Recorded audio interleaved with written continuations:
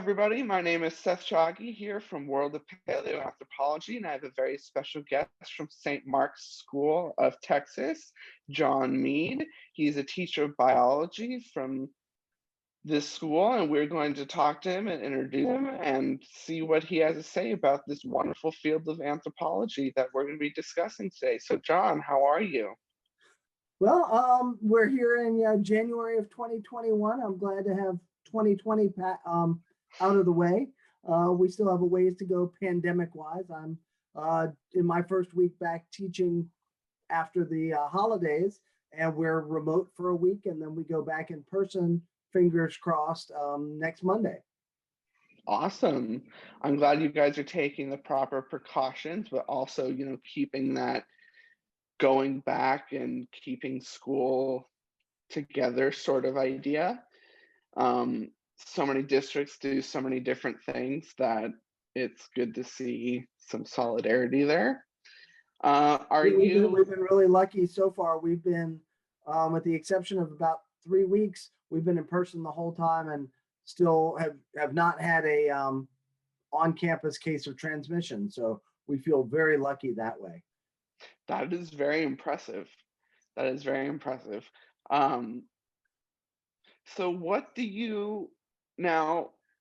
Normally, our guests are in the field per se. They're people in the field. You are a teacher. You open our young minds to these fields and introduce them to what we're going to be talking about today and the things that we are going to be exploring. What role do you think is more important in discovering new things? The actual point of, oh, maybe I should go spend my life doing this, or I discovered something. Well, I think you can't have one without the other. Certainly, I can't do what I do without all the folks who have gone out and discovered things in the field already. That that's, to me, absolutely mission critical. However, when I see my role as, gosh, we need a whole new generation of people coming into the field and being excited about it. And there are the constant battle I feel I fight is that so few people teach evolution well to begin with, let alone this great taboo topic of human evolution. So few teachers bother to touch it that I feel it's really important to get more teachers teaching it. And that means educating those teachers so that they can teach it and then getting their students excited about it. Because, and I'm preaching to the choir here, it's an incredibly exciting field. We just have to be able to get students to be aware of that. And thankfully, the 21st century has been a great time for us as far as so many important new discoveries that students are now able to see and to learn about if their teachers themselves know about it. So that for me is a very, very important aspect, is to get teachers aware so that lots of us can spread the word about this. And you've been doing this a while now, for at least, we're coming on the Homo Naledi discovery in a few years, it'll be a decade. So how did this start? Like, what got you? Obviously you were probably into science beforehand and then got into human evolutions more specifically. What drove you in that direction? Well, I would say actually for me, human evolution started actually arguably before I could read. I was one of the, but effectively maybe a little bit older than a toddler. Back in the 1960s and 70s, there was a series of books. It was the Time, Life, Nature series. And it was one of these book club kind of things where you would order one book, you order a series, and you'd get one book a month, and it would come. And so in this particular series, which was the Nature series, there was it was a brown book, and it was had a Neanderthal skull on the cover, and it was early man. And this is again before I could read, but I fell in love. It was my favorite picture book. And it had all of these really cool it had fossil skulls, it had reconstructions of, all sorts of things from my true friend early on, Paranthropus boisei, all the way up through, through Homo erectus, the Neanderthals, the whole bit. And so I fell in love with that book, even though I couldn't read it. The images took on a role of, wow, these were interesting characters. And then as I got older and started to be able to read, I got to understand a little bit about it. And then the next step is, Lucy is discovered, the book Lucy comes out, I think it was 78. So I was 11 years old at the time. And so here was finally a big new discovery that I could read about and understand. And the book was, parts of it were a bit over my head at that age, but certainly the story of it excited me tremendously. And so I was, really I was the only one I knew who was interested in what we'll call paleoanthropology now. But that led to being more interested in it in high school, and falling in love with the broader idea of evolution, writing term papers on it, becoming kind of a Darwin scholar for the high school set. And so that really set me up. And then I lost track of things kind of through college and this is where teachers become so important. Where I then lost the field was high school into college. I did not know that this was a field, that this was something you could go in and study. And so to me, the whole world of biology was lab research, biomedical stuff. I had MDs in my family, so that's where I thought I would go to medical school, and that would be my science side of things. And long story short, I decided not to do that. In college, I fell in love with ecology, wound up serving a summer as a park ranger in Colorado, and realized, oops, that was not a job. As much as I loved a summer of it, I didn't want to be the guy who 20 or 30 years later was still doing seasonal ranger work. And that seemed to be the norm in that field. And that's when it hit me that what I loved about being a park ranger was the teaching aspect of it. And so I wound up applying to a new teaching program at Duke University. At the time, they had resurrected their prior Master of Arts in Teaching program. I spent a year and a half in that program, graduated, and then came to St. Mark's in Dallas. And a very interesting kind of story. I was looking all over the country, had a number of schools who were interested in me and I in them. And I walked down the hallway at St. Mark's in the science building that they were building, and there was this case, and they had a mineral case. And then I saw 3 skulls. It was an or as it was labeled at the time, Australopithecus boisei, Homo habilis, and Homo erectus. And they were the Richard Leakey discoveries at Kubifora. And I was like, wait a minute, what is a school named St. Mark's of all things doing with fossil casts of hominids that in Texas? It just didn't make sense. And I've discovered that, well, Richard Leakey had donated those casts to the school after he had visited the school several years earlier. And so I was like, this may be the school for me. If they're going to have this, front and center in the science building, this is something that I would be really into. And luckily I got the job. And then, the things get even more interesting. My very first year, I'm maybe 3 months into teaching, and I get a call to come visit the headmaster's office. And when you're a teacher, visiting the headmaster's office is just as bad usually as when you're a kid and you have to visit the principal's office. And so I was like, okay, I've been here for 2 months, and what have I done wrong? And I go in, and headmaster tells me, we appreciate the work you're doing a good job. I brought you in today because we've just gotten word that in about a month or two, we're going to have a a special scientific guest, and I want you to be kind of the lead person to help prepare your students. And I was like, okay, sure, no problem. Having no idea who it would be, assuming it was likely someone I had never heard of. And so when I asked, well, who is this going to be? It's Jane Goodall. And Oh my my God. mouth, I had to pick my mouth up off the floor. And so I had a great deal of fun shifting my curriculum so that my students, my sixth grade boys, and we're an all boys school. So if I mention that my boys, and wonder where the girls are, that's why.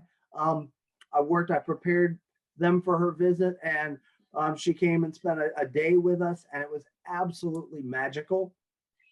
She changed the way I thought about teaching. Meeting her at that stage of my teaching career so early on allowed her to have, really that great impact and the power of storytelling in science. And, I asked her, I said, well, why do you think that the story of the Gombe chimps is such a big deal?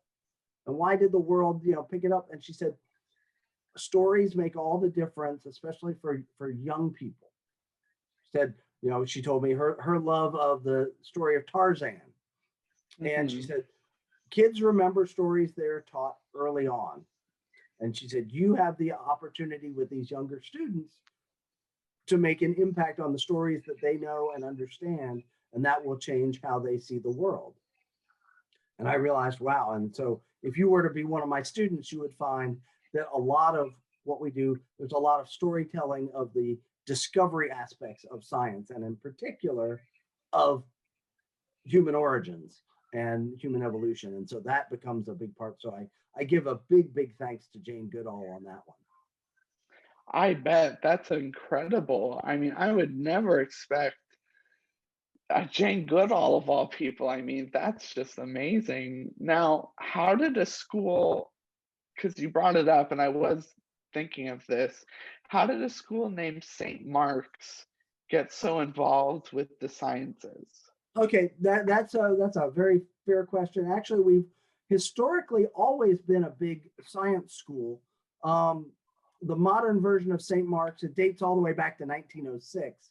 But for our purposes, the important history of the school is that it was the merger of two schools back in about 1950. There was an Episcopal diocese school called the Cathedral School, and then there was a more traditional, it was kind of a military academy called Texas Country Day. And in post-World War II Dallas, both of those schools were struggling. So at about that time, there was a new company that was on the rise in Dallas called Texas Instruments, which now we're all familiar with it. And the head honchos of Texas Instruments were looking for good science-based schools so that they could use that to recruit engineers coming in. And Dallas was kind of lacking in that. There was an excellent girls' school, so that for daughters of engineers and stuff, that was all set. But there really at the time wasn't a strong boys' school that had a science bent. So they basically got these two struggling schools, merged them together, gave it the name St. Mark's, and it had a flavor of the Episcopal school that was part of it, as well as the more secular nature of the Texas Country Day School. And so, and the goal was that this was going to be a school that was going to have a very strong science and arts component. So, so that's where, and then the first science buildings they built in the early 60s wound up being featured in Time magazine as kind of the cream of the crop of new high school science. So that was kind of cool. So, and that's awesome. We've been lucky to have a number of well-known scientists. Alan Stern, who runs the New Horizons mission to Pluto, is one of our graduates. Victor Vescovo, who just completed the 5 Deeps expedition to go in submersible to the bottom of all 5 oceans, the first person to ever do that. As well as in the paleoanthropology world, Dr. Colin Mentor at the University of Johannesburg is a St. Mark's graduate. So it's neat. Wow, We've had impressive. an impressive science background for our students. Yeah, it sounds like it. Now, so what year did you meet Jane Goodall? What year That was was that? 1990. Okay, so Yep. 1990. So you've been at St. Mark's for a while. Yes, this is 31 years now. Okay, so fast forward to 2013. Actually, I think you mean August 24th, 2012 at 8:54 p.m. Okay, well, you know better than I do. You know better than I do. So, as we all know, as we are viewers of this show, I'm a huge fan of Professor Lee Berger and his work with the Rising Star team and his discoveries with Homo Naledi. You have had the wonderful opportunity to personally meet Professor Berger, to see these fossils, to be where they were discovered, and to really absorb all of this, to not only share with your students, but really just as someone who's interested in this as yourself, this must have been incredible for you. So why don't you tell us a little bit about how that came to be? Was that a St. Mark's thing that came up, or was that something else? I'll put it in the something else category. So to give a little bit more background before I get to the Berger story, I had been very lucky after the Jane Goodall thing in 1994. Richard Leakey came back to St. Mark's to visit. Oh, okay. Wow. And for those who are in the audience who are wondering, you know, Richard Leakey, of all people, going to visit a secondary school in Texas doesn't seem like the norm for Right. Richard Leakey. As it turned out, he was one of our parents was his ear, nose, and throat doctor at the time. So that helped. And so those connections are always good. Yep. So he visits down St. Mark's in 1994. I got to meet him, and I was utterly starstruck. You know, I was kind of it was all I could do to do more than and had a great about a half a day with him. Sadly, I didn't make the most of it, again, being as starstruck as I was. Then fast forward to 2007, we have the opportunity through a visiting scholars program we run to have Louise Leakey, his daughter, who was running at the time the Turkana Basin Institute. She came and spent 2 days with our students. Wow. And that was a fantastic opportunity where she really taught my students how to go about fossil finding. And it was great. She had slides of all sorts of the, if you will, she called them the bone fields around Lake Turkana. And she'd put up a big slide image on the screen and basically point out, yeah, here's pig's teeth, here's that's so cool, part of a hyena jaw, no hominids, but within about an hour, she had a lot of my students able to look at what otherwise to most people looked like a field of rocks and they could start to see things. And then for the second day she was with us, she said, your students have done such an interesting, good job of, seeing these fossils. I think there's something they should see. And so she says, the only problem is I left my disk drive with the photos back at my hotel. Would you go get them?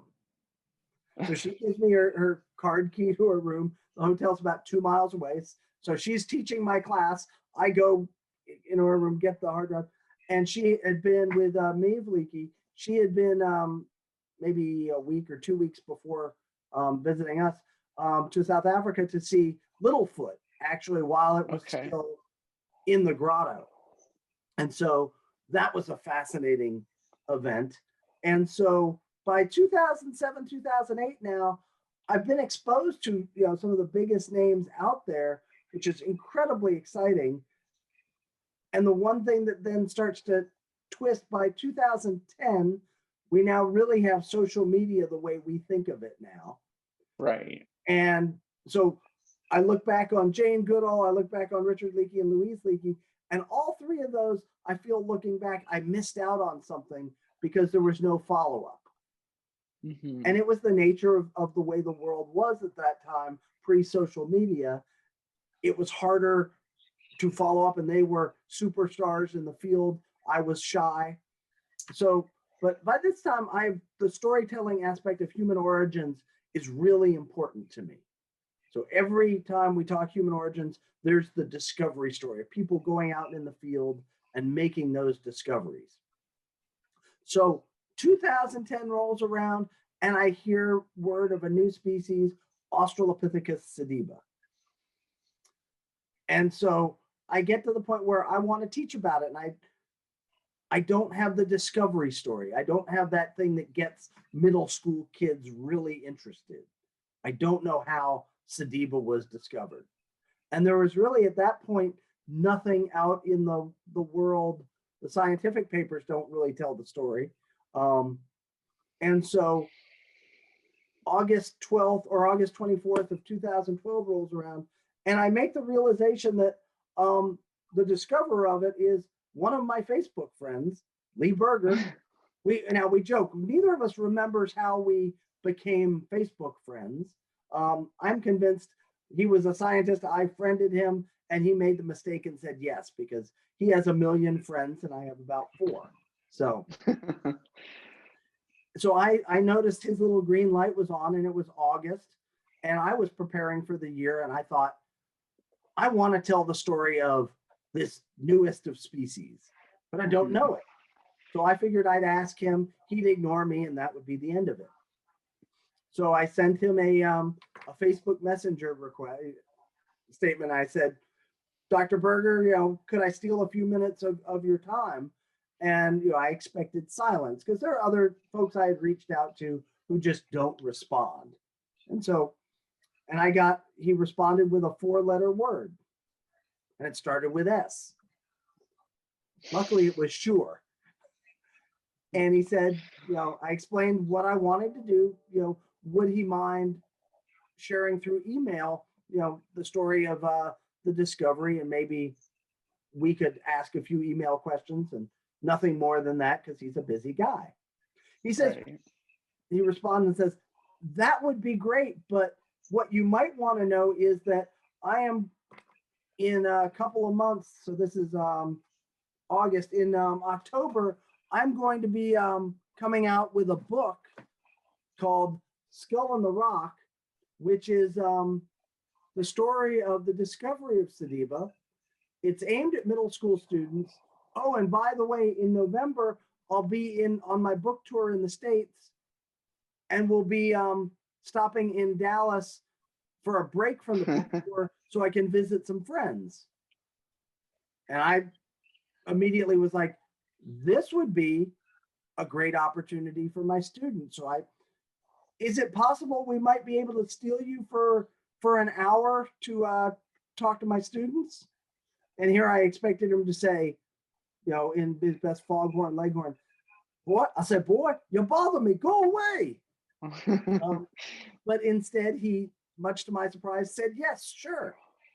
And then followed up with, now, if we could get more than just your students as an audience, maybe National Geographic, who are the publishers, maybe we could get them to turn it into an official stop on the book tour.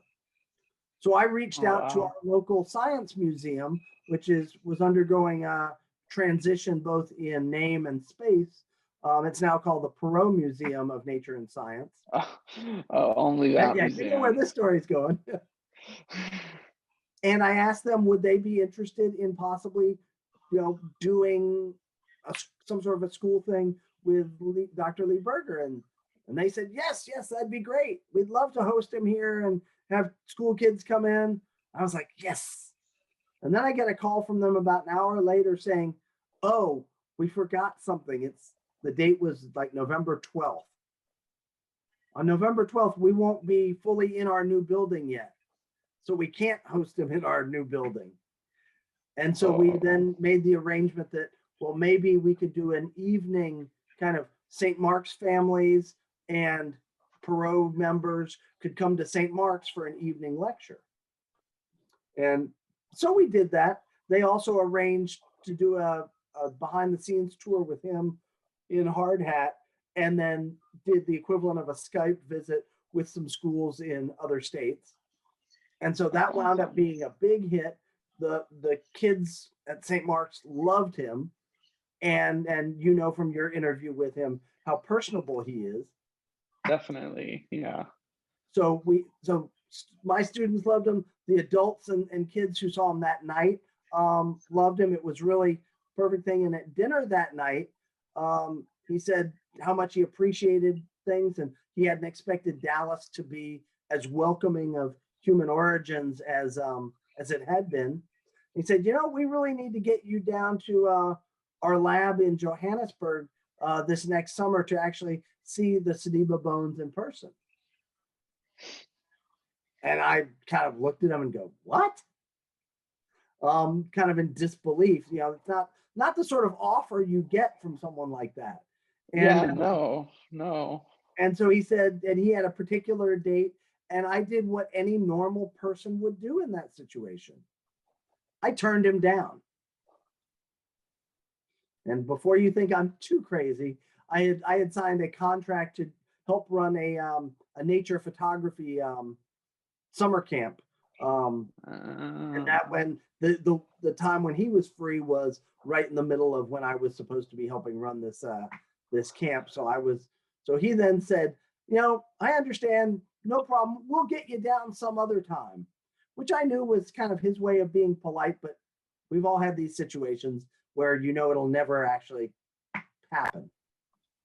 Luckily for me, I found out about a month later that summer camp, for reasons beyond what I was involved with, what had been canceled.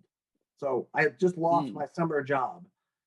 And when I realized that, I went back to him and said, is the offer still on the table? And he generously said, yes, it is. So I was able then, thanks to some generosity of some parents and some grant money, to be able to arrange a 2-week trip down to South Africa. And so I spent a week on safari, the biology teacher in me, and then a week in Johannesburg in his lab. And much to my surprise, on my first morning there, and he had said beforehand, you know, he knew where I was staying. He said, you know, we'll have someone pick you up about 6:30 in the morning, bring you into the lab. They get an early start on things there. And much to my surprise, I expected it was, you know, a graduate student would pick me up. Nope, it was Dr. Berger himself. And wound up spending much of that day kind of tagging along with him, being a part of things, inviting me into meetings to talk about the latest stuff with Sediba, the work that was happening at Malapa, and asking my opinion on stuff. And so I was totally blown away because total imposter syndrome. I didn't belong there, but yet I was made to feel as welcome as could be. I had access to fossils, access to preparators, getting to meet them to find out what they were up to and how they did their job. And spent time actually out at the site of Malapa, and it was absolutely the most incredible experience in the world. And then on the very last day I was there, he took me over to the old fossil vault, which was in the medical school at the time. And he said, I have one last thing I want to show you. Okay. And so we go into the fossil vault, which was a tiny, tiny space, probably smaller than my home office here. And he goes up, he reaches up and pulls out a black box. It's about, you know, this big. And he opens up, pulls out, there's a little skull. He hands it to me. I'm like, oh, cool. It's a cast of the Tong child. And he smiles and goes, no, it is the Tong child. And I'm like, no, I handed it back to him. I'm like, no, I can't handle this. I can't touch this. This is one of the most well-known fossils in the history of the world. And he laughed at me and said, first of all, I'm in charge of it. Yes, you can hold it. You're not going to break it. And so I got time with the Tong Child. And a lot That's of people who follow amazing. me know my picture of me holding the Tong Child. It looks like birthday, Christmas, and I won the lottery all in the same time. And so that was just, so I leave there, I fly back to Dallas, and, I've hit, the science jackpot. Life is as good as could be hoped for. And then, and if you want to get into the Naledi story, this is where we're about to go. So I don't know if you have questions for me on what Let's see. Before we get into the Naledi part,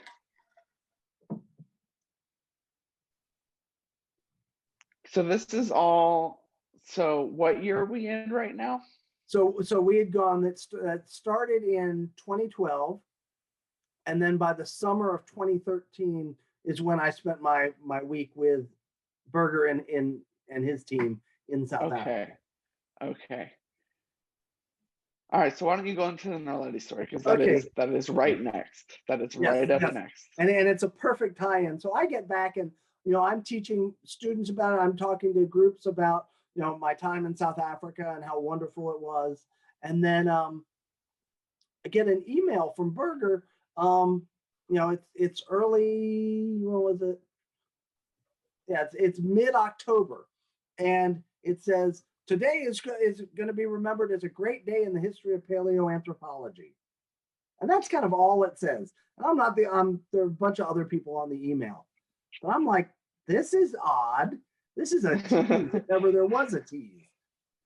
And and he had gotten the first beginnings of the twinkling of the Naledi discovery had happened. Rick and Steve had actually discovered things, and so he was responding and sharing that information. And so things started to happen. It's funny when when you go to see Lee Berger talk about the Naledi discovery, he puts up the Facebook ad that he put out, and I think he's actually blurred the names now, but where the people who liked it, you see my name there.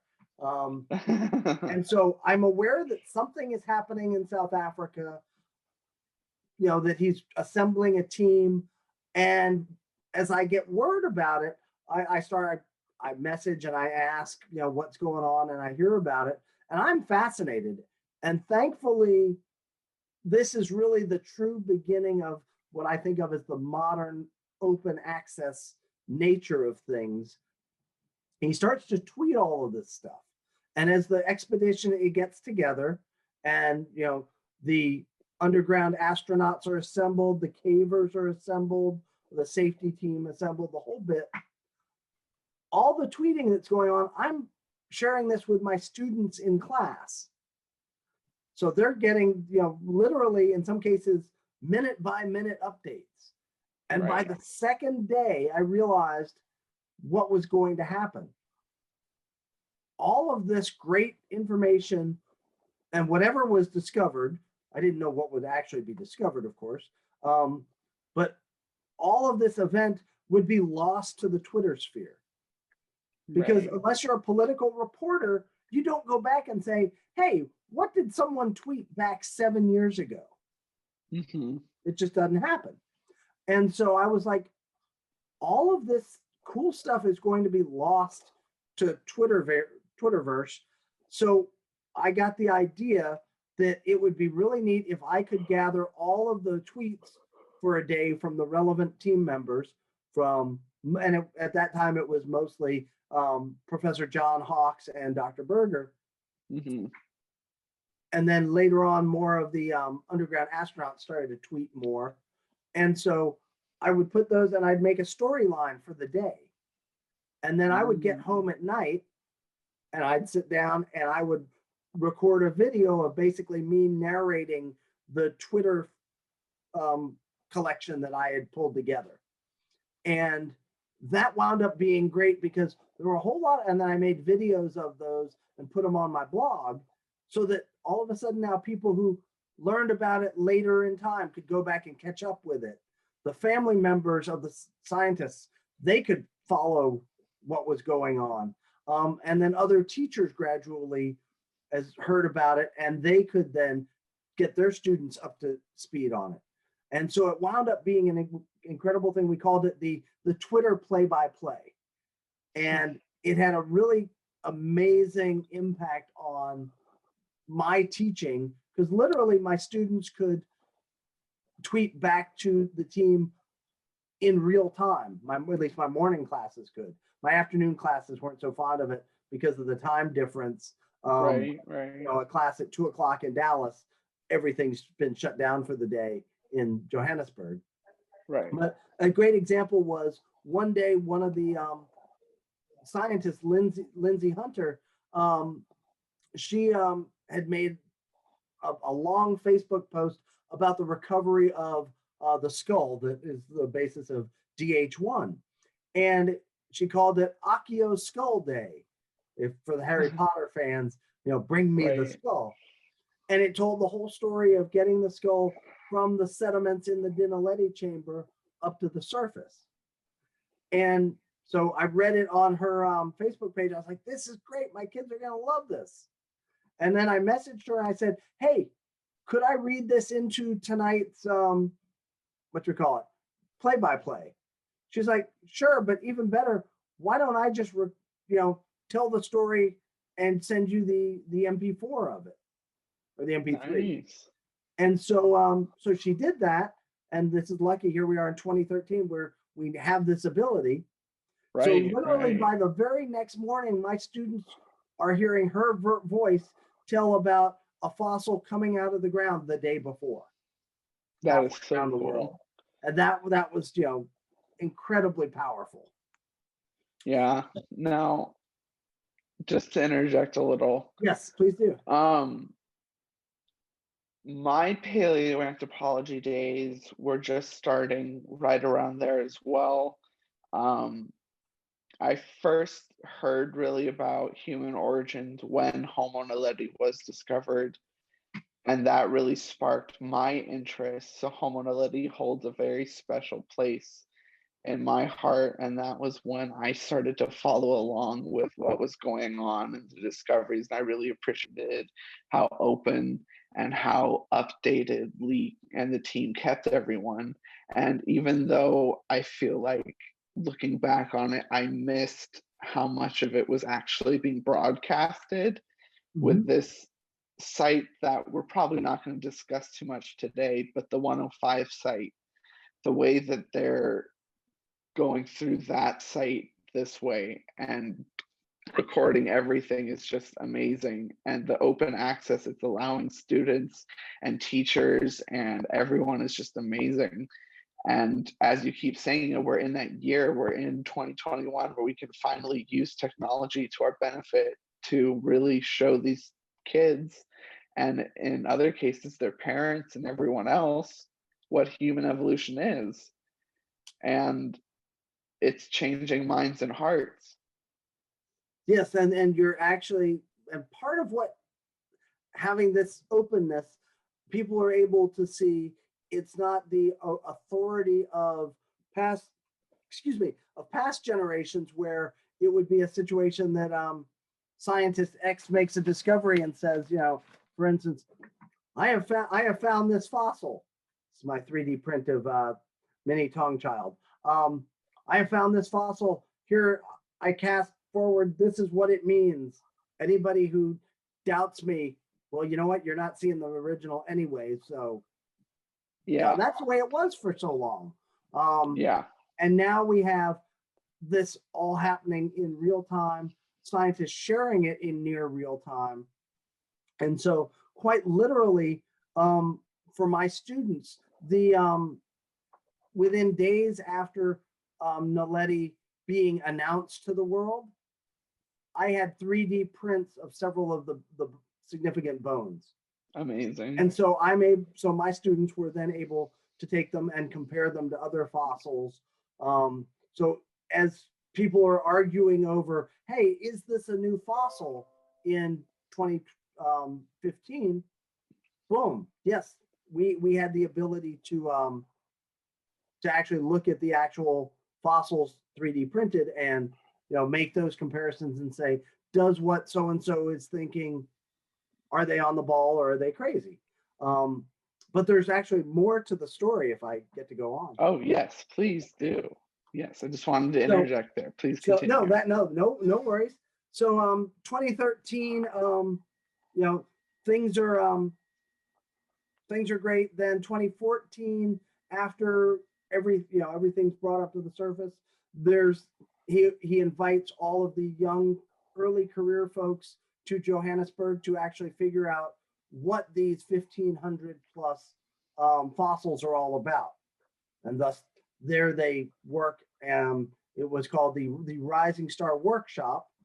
Again, the idea of trusting the young people in a field to actually make scientific history was another aspect, I think, of what I'll call open access, that people who normally would have never had access were getting to make their careers on the biggest fossil find of the decade. Then, so I was able to follow through my connections there, which was exciting. Then in 2014, in January of 2014, I had Lindsay Hunter come, and she at the time lived in Austin, Texas. So she came up and spent a day with my students, sharing her experiences there. So we got the firsthand experience that she brought with her of the whole expedition. And then, and I want to say it was in March of 2014, Berger came back through Dallas, visited with my students, shared with us pictures. He wasn't allowed to tell us names or anything, but we had the first actual photographs of, the first photos of the bones of the hands and the feet, and skull pictures. And it was great. So my final evolution exam for my students was, what do you think this new species is? We didn't know it was a new species yet. And so literally, then they were like, there's no answer. It doesn't have a name. Said, but what's important is that you be able to support your ideas. Give it your own name. That's fine. And some said, oh, I think it's Homo erectus. Others, thought it might be, by this time we had the hobbits out. They thought, oh, it was, Floresiensis. Yeah. But and a number said, well, it looks like a new species. It looks kind of erectus-like in parts of the skull, but it looks very human in the hands and the feet.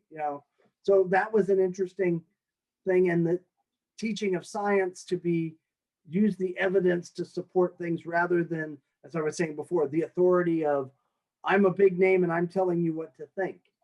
And we had that opportunity with my students, thanks to Berger there. And then at that visit, he invites me back to South Africa again to actually see the Rising Star site, to see more of Malapa. And of course, this time I did not turn him down, and had the opportunity on that visit to spend the better part of a couple of days at the Rising Star Cave. Like Dr. Berger, I am not physiologically appropriate for narrow spaces of the cave. So I didn't get to go in the way I might have dreamt I could. But I brought camera gear with me, and I was able to do a series of interviews with the entire exploration team, with all of the scientists who are known as the underground astronauts. Some I was able to interview there in person. Others I did via Skype because they were elsewhere in the world by then, as well as a full 30-minute interview with Dr. Berger and Dr. Hawks. And so this was, amazing, and, not the sort of things that a middle school science teacher usually gets the opportunity to do. But yet this is another example of open access. Scientists saying there is value to have teachers involved in our project. And so my agreement with Dr. Berger was that I would hold on to my interviews and I would release them only once the fossil was formally announced. And so on, I believe it was September 10th of 2015, I remember staying up until 3 a.m. Dallas time so we could get the actual announcement. And then I was able to put all my videos live, and that was neat because then we now had the inside story, and most of the press that covered it in sound bites. You know, it was literally, even National Geographic, nothing that they put out was more than 2 minutes long. But here I had a half-hour interview with Berger. I had, 15 minutes with each of the underground astronauts. So you really got the idea of long-form stuff that could be used in classrooms, and it wasn't just the most superficial covering of stuff. And that was, to me, really important. And so that's also up on my blog as well. Oh, okay. So that is still available? Yes. Both the Twitter play-by-play and my, The interviews are all available. I'll give you the link and you can put that in and tie that in here. Perfect. Definitely. I will definitely do that because I am personally interested in watching these interviews. So I know my listeners and watchers will definitely want to as well. So you are now very acquainted with Homo Naledi at this point in time. And before we continue with that, I just wanted to touch bases on something else you mentioned. So have you read the new book, Fossil Men? I actually, it was a Christmas present, so I am waiting to read it. I am looking forward to it. Okay, well, I'm not going to say too much about it because I am going to write a review about it that I will post. It is a good book. It's educational, but it's definitely they take sides. And it definitely shows a world of paleoanthropology that is very, as the New York Times put it, cutthroat. Yes, and I will say, if you were to see, come to my classroom, I have over 30 cast skulls of all different species. I don't have one of Artie. Nope. Exactly. And basically no one does. And that's a part of the challenge of lack of open access. Kids aren't learning about Artie. This book being written will help that to some degree. Yeah. But you know what? This is not a book that's written for the secondary school audience. No, definitely not. And I just wanted to highlight, because I don't think we have yet really. I know we did before we started recording, but I wanted to make sure I mentioned in the actual interview how much I appreciate the work that you do as far as open access and educating students and bringing the world of paleoanthropology to these people, A, for free, B, with a love for it, and C, with a creativity that I rarely see matched. I mean, there are professors and teachers like you, Professor Berger, Molly Selba is someone else that I have come across, who you guys just truly care not only about the subject, but about your students. And it really shows. And I think we're going to have a new generation of paleoanthropologists and archaeologists and, biologists that are really going to make a difference in this new world. And I think that is in thanks to teachers and professors like you and people who are just so supportive of free and open access of knowledge and education versus it's mine, I'm going to keep it in a basement, you can't look at it. Right. Yes. I'm not a fan of the Eugene Dubois School of Paleoanthropology. I'm going to hide it under my floorboards and you can't have at it. Which is actually one of my current projects that I'm in the midst of working on is actually writing a book about the history of paleoanthropology, past, present, and future.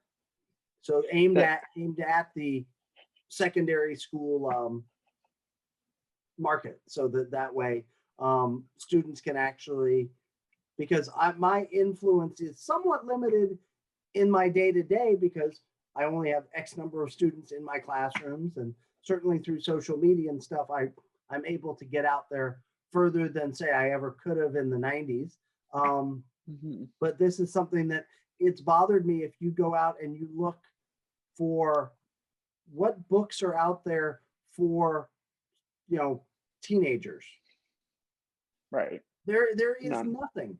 If you go, and I have great admiration for a number of friends at the Smithsonian, at American Museum of Natural History, at the Perot Museum here in Dallas, which hosted the Sediba and Naledi fossils last year. You go into any of their bookstores or on their websites, there's no paleoanthropology reading for kids. One of the few is Skull on the Rock. But most of the books, and I hear on my desk, here's Maeve Leakey's new book. Right. This is not going to be something that it's too big for teachers to use it in a class, and it's I think the Leakeys would say it's not an appropriate book for a biology class. It's too big, too wide ranging, Right. and the like. Right. So as a result, kids don't often get exposed to stuff. One of the books I really like, Chris Stringer at National History Museum in London. My students all have a copy of his Our Human Story, which is a great. It's short and it's more of a reference than a narrative of stuff. But this has been really helpful for my students over the last year or two.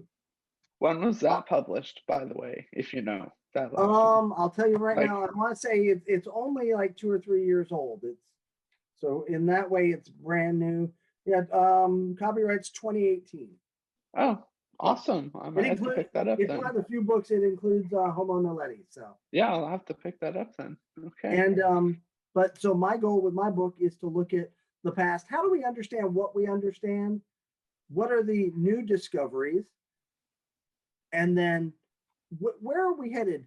Who are the people and the questions that are going to drive current high school students into becoming paleoanthropologists? What are the questions to be answered?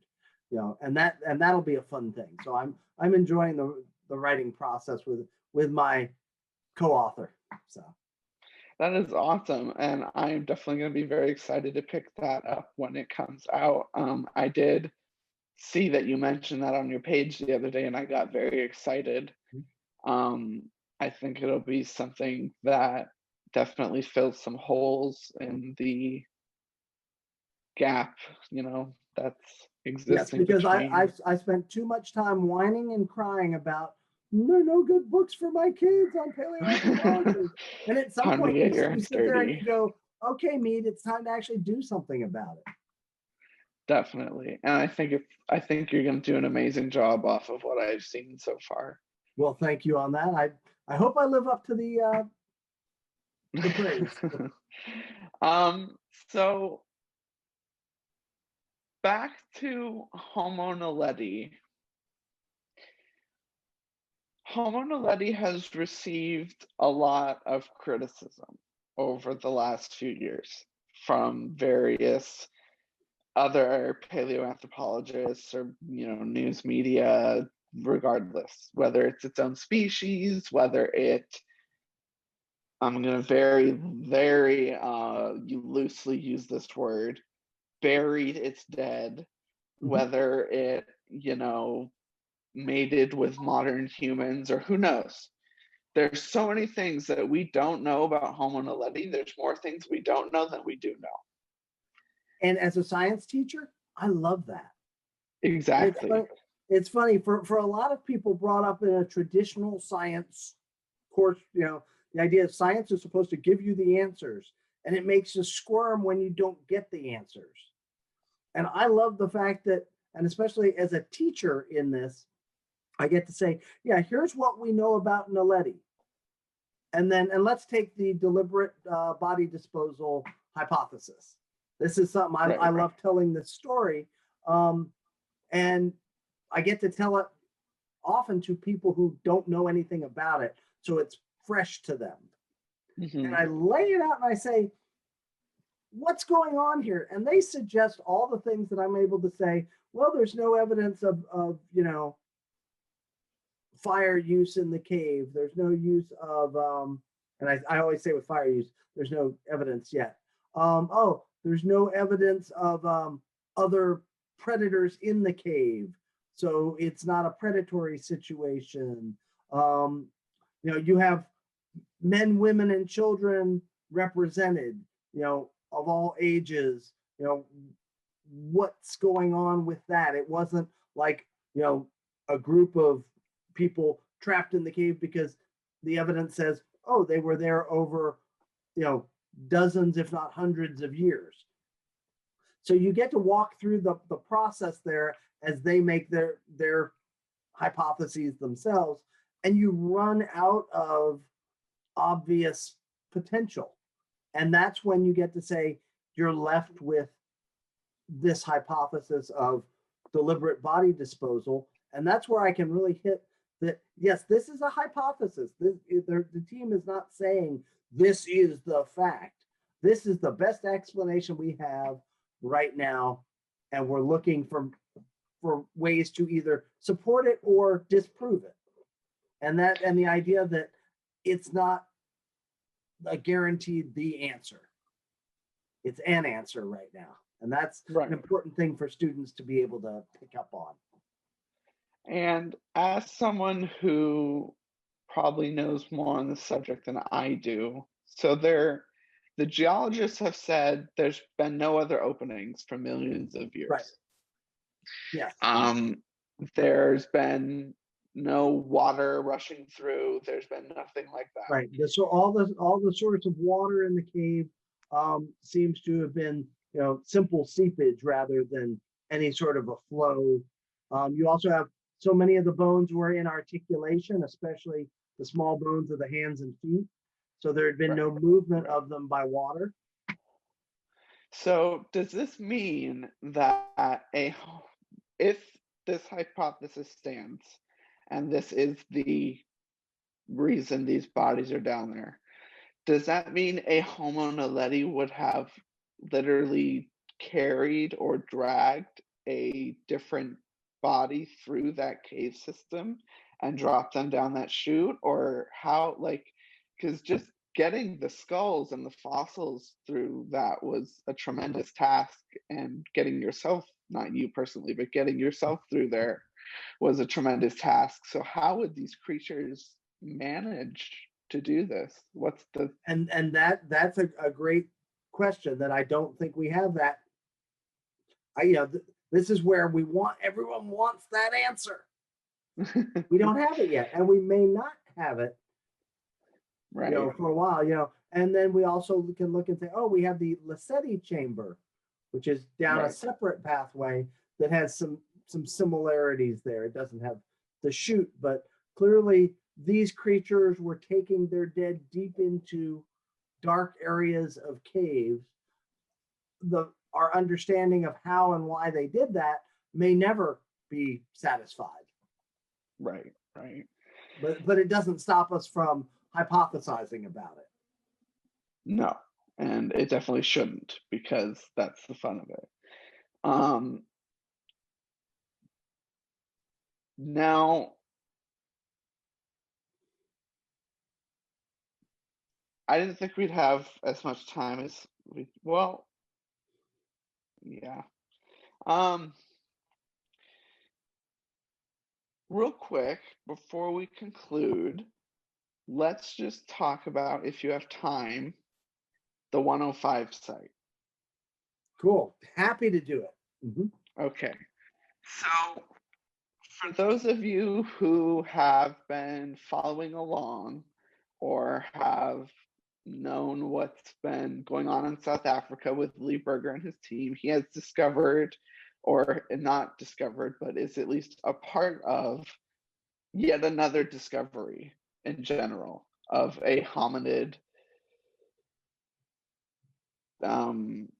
site. And we don't know what it is. We don't know really much about it, except that they are excavating fossils and preparing them. That's kind of at least all I know. is the way that they are presenting this different than they did in 2013? Are they even more open? Are they involving more people? Has his Um, approach changed? well, I think the fact that we are, 7 years later, there are things that are different. First of all, the 105 site, which for those of you who might not know details on it, it's basically located less than 100 meters away from the rising star. Well, it may be more like we'll say a couple hundred meters. Not far. It's an easy walk. I've walked there from Rising Star to the 105 site back in 2015 when I was there, getting to look at just cave sites in the area. And so it came about because with COVID, all of the foreign scientists who would normally be there weren't. And so it gave a chance to explore this cave site that was reasonably accessible. They had work to do to stabilize parts of the cave so that it was safe for folks to get things out of. And it gave a chance to work with the local folks in Johannesburg in a number of places at Wits University, University of Johannesburg, and Maripang, which is the Human Origins Museum there at the Sterkfontein Caves. So you had this, I love this project because it involves a lot of South Africans who might not have otherwise had opportunities like this come so quickly. And then, so they're present. They're playing a big role in bringing a lot of the mining debris out of this cave, and a lot of that mining debris, which had been blasted away over 100 years ago, is where a lot of these great fossils are. And as far as the open access side of it, it's being regularly shared on a YouTube channel and through Twitter. And one of the things I've done to pick up on my Twitter play-by-play from 7 years ago was I realized with this, initially Berger started with the YouTube channel and was doing regular updates. And then as things picked up and got faster during the clearing of debris, there were a lot more things, small videos put up on Twitter. And so I now had two places I was going. And I was sharing this every day with my students. We'd take 5 minutes and, hey, here's the latest 105 update.